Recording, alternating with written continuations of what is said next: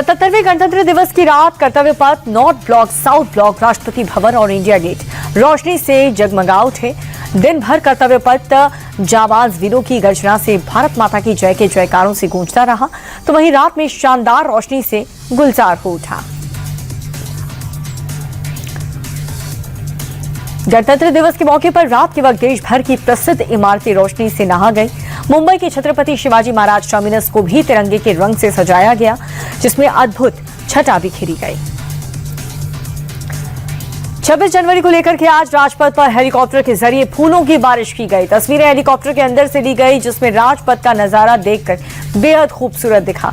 गणतंत्र दिवस पूरी दुनिया ने भारत की ताकत को देखा और महसूस किया, जिसमें 4 चांद लगाने के लिए देश में जाबाज रणबांकुरों ने भी कोई कसर नहीं छोड़ी है।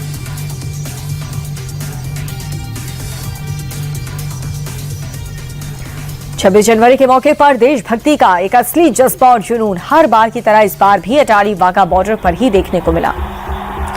गणतंत्र दिवस पर खास तौर पर होने वाली बीटिंग रिट्रीट दुनिया भर में मशहूर है और यही वजह है कि इस साल भी रिपब्लिक डे पर लोग अपनी आंखों से बीएसएफ के जवानों की जाबाजी देखने अमृतसर के पास अटारी वाघा बॉर्डर पहुंचे। ऑपरेशन सिंदूर में पाकिस्तान को धूल चटाने के बाद हिंदुस्तान के रणबांकुरों के खून में आज एक अलग जोश देखने को मिला।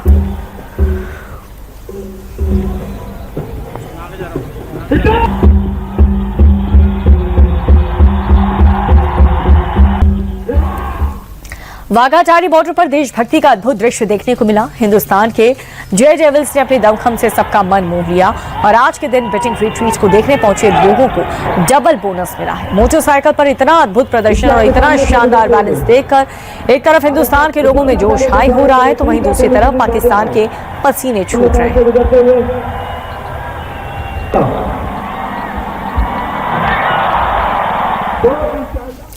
और वाघा अटारी बॉर्डर पर परेड और झंडा उतारने का ये भव्य समारोह साल 1959 से लगातार चल रहा है। ये कार्यक्रम सूर्यास्त से ठीक पहले शुरू होता है और देश के वीर जाबाजों को नजदीक से निहारने और भारत माता का जय घोष दिलो जान से लगाने के लिए यहाँ पर देशभक्ति का सैलाब हर बार उमड़ता है और इस बार ये जोश कुछ ज्यादा ही हाई है।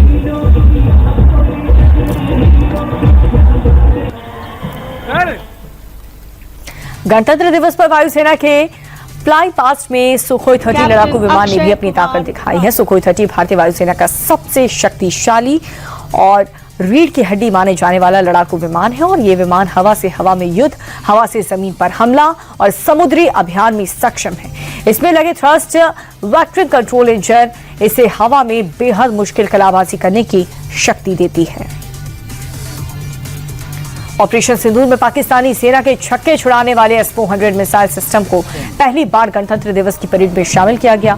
कर्तव्य पथ पर S-400 मिसाइल ने अपना दमखम दिखाया। लंबी दूरी की मारक क्षमता इसकी मुख्य विशेषताओं में से एक है। S-400 400 किलोमीटर तक की दूरी से दुश्मनों के विमान, मिसाइल और ड्रोन को मार गिराने में सक्षम है।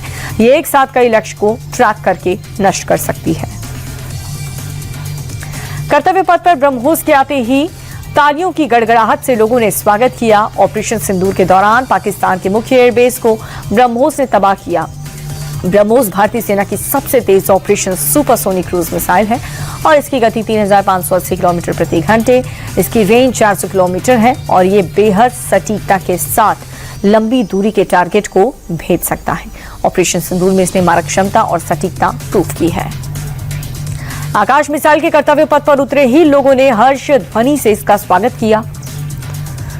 आकाश मिसाइल ने ऑपरेशन सिंदूर में 600 ड्रोन के साथ साथ फतेह मिसाइल को भी मार गिराया है। स्वर्ण मंदिर को बचाने का श्रेय भी आकाश मिसाइल को जाता है। कर्तव्य पथ पर कैप्टन अनिकेत ओझा इसकी अगुवाई कर रहे थे और S-400 के साथ ये 25 किलोमीटर तक अटैक में सक्षम है।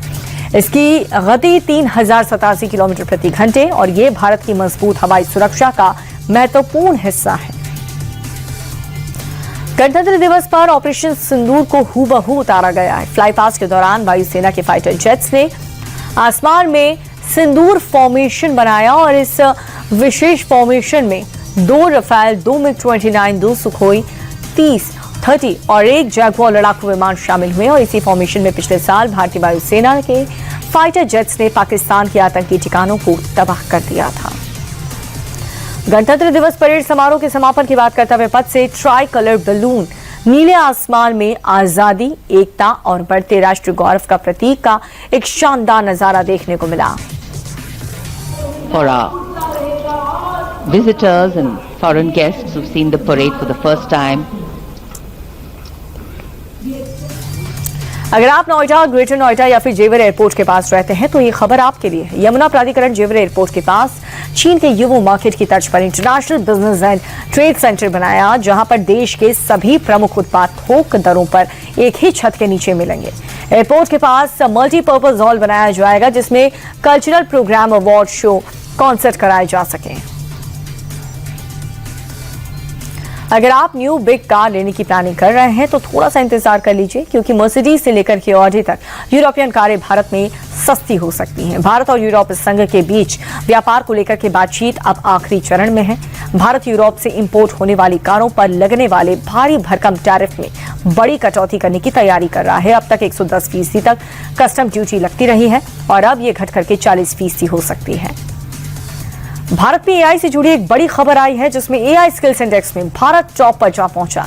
इसका मतलब यह है कि भारत में आर्टिफिशियल इंटेलिजेंस स्किल अब सिर्फ टॉप कंपनीज या फिर रिसर्च लैब तक ही नहीं सीमित है, बल्कि बड़ी संख्या में इंजीनियर्स, डेवलपर्स और टेक प्रोफेशनल्स तक पहुंच चुकी है। यहां तक कि भारत में कामकाजी महिलाओं के बीच एआई स्किल्स दुनिया के मुकाबले 1.7% ज्यादा है, जो कि अमेरिका और इजराइल जैसे विकसित देशों से भी काफी ज्यादा है।